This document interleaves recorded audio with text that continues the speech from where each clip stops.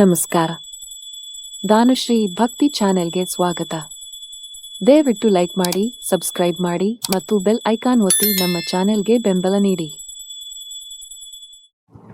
ಶ್ರೀ ಗಣೇಶ ಎನ್ಮ, ಶ್ರೀ ಸದ್ಗುರು ಸಾಯಿನಾಥ ಎನ್ಮ, ಶ್ರೀ ಸಾಯಿ ಸಚ್ಚರಿತ್ರೆ. ಈಗ ಉಪಸಂಹಾರ. ನಾವು 51ನೇ ಅಧ್ಯಾಯ ಮುಗಿಸಿ ಕೊನೆಯ ಅಧ್ಯಾಯಕ್ಕೆ ಬಂದಿರುತ್ತೇವೆ.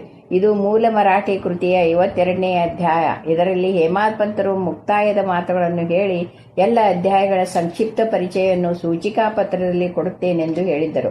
ಆದರೆ ಅದರ ಕರಡು ಪ್ರತಿ ಇರಲಿಲ್ಲ. ಆದ್ದರಿಂದ ಅದನ್ನು ಬಾಬಾ ಅವರ ಭಕ್ತರಾದ ಥಾನಾದ ನಿವೃತ್ತ ಮಾಮಲೆದಾರರಾದ ಶ್ರೀ ಬಿ ವಿ ದೇವ್ ಅವರು ಹೊಂದಿಸಿದರು.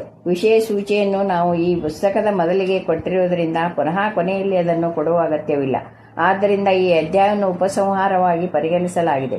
ದುರದೃಷ್ಟವಶಾತ್ ಶ್ರೀ ಹೇಮಾದ್ ಪಂತರು ತಮ್ಮ ಕರಡು ಪ್ರತಿಯನ್ನು ವಿಮರ್ಶಿಸಿ ಸ್ವತಃ ಪ್ರಕಟಿಸಲಾಗಲಿಲ್ಲ. ಅದನ್ನು ಮುದ್ರಣಕ್ಕೆ ಕಳಿಸುವಾಗ ಅದು ಪೂರ್ತಿಯಾಗಿತ್ತು. ಆದರೆ ಕೆಲವು ಕಡೆ ಓದಲು ಅಸಾಧ್ಯವಾಗಿತ್ತು. ಕಾರಣ ಅದು ಹೇಗಿದ್ದೀತೋ ಹಾಗೆಯೇ ಪ್ರಕಟಿಸಲಾಯಿತು. ಅದರಲ್ಲಿ ಇರುವ ಕೆಲವು ಮುಖ್ಯ ವಿಷಯಗಳನ್ನು ಇಲ್ಲಿ ಕೊಡಲಾಗಿದೆ. ಸಾಯಿಬಾಬಾ ಅವರ ಶ್ರೇಷ್ಠತೆ.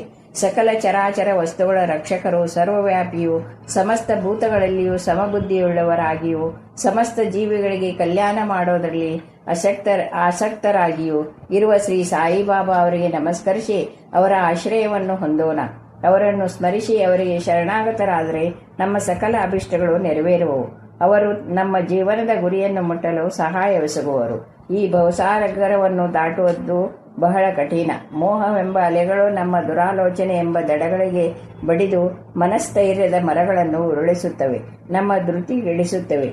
ಅಹಂಭಾವವೆಂಬ ಮಾರುತವು ಬೀಸಿ ಸಾಗರವನ್ನು ಅಲ್ಲೋಲ ಕಲ್ಲೋಲ ಮಾಡುತ್ತವೆ. ಕೋಪ ಮತ್ತು ಅಸೂಯೆ ಎಂಬ ಮೊಸಳೆಗಳು ಅಲ್ಲಿ ನಿರ್ಭೀತಿಯಿಂದ ವಾಸ ಮಾಡುತ್ತವೆ. ಷಡುವಿನ ರೂಪದಲ್ಲಿ ನಾನು, ನನ್ನದು ಎಂಬ ಅಹಂಭಾವ ಮತ್ತು ಅನುಮಾನವು ಮೂಡುತ್ತದೆ. ಅಸೂಯೆ, ದ್ವೇಷ, ನಿಂದನೆ ಇವು ಮೀನುಗಳ ರೂಪದಲ್ಲಿ ಅಲ್ಲಿ ಜಲಕ್ರೀಡೆ ಮಾಡುತ್ತವೆ. ಈ ಭಯಂಕರವಾದ ಸಾಗರವನ್ನು ದಾಟಲು ನಮ್ಮ ಸದ್ಗುರು ಸಾಯಿಯವರು ನಮಗೆ ಅಗಸ್ತ್ಯ ಹಾಗೆ ಸಹಾಯ ಮಾಡುತ್ತಾರೆ. ಆಗ ಭಕ್ತರಿಗೆ ಯಾವ ಭಯ ಭೀತಿಗಳೂ ಇರುವುದಿಲ್ಲ.